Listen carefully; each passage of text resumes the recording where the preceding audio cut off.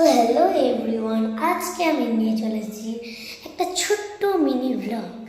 আর কালকে যেই মেয়েটা আমার পাশে দেখছিলে ওটা হচ্ছে আমার পিসি ছিল। সে আজকে কিন্তু নেই, ও হোস্টেলে চলে গেছে। তো আজকে আমি আমাদের ঠাকুর ঘরটা দেখাতে চলেছি। তো চলুন আপনাদেরকে দেখানো যায়। এই দেখুন আমাদের ঠাকুর ঘর। এখানে এক্ষুনি মা পুজো দিয়ে গেছে।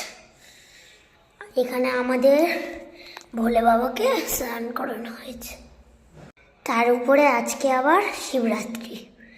তো দেখুন এখানে সব জিনিসপত্র আছে।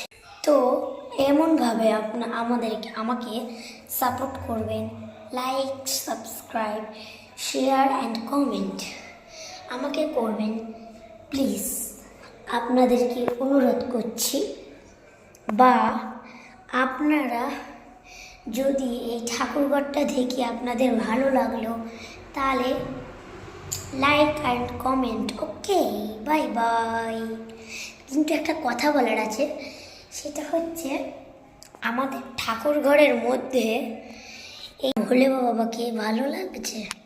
দেখুন আমাদের হচ্ছে বিশ্বকর্মা ঠাকুর আছে, পাশে হচ্ছে সরস্বতী ঠাকুর আছে, তারপরে হচ্ছে এখানে হচ্ছে লক্ষ্মী ঠাকুর আছে।